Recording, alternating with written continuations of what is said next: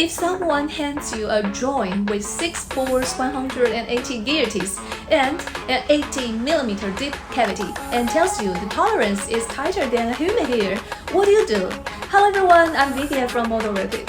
So this is exactly what we machine every day. Let me show you how.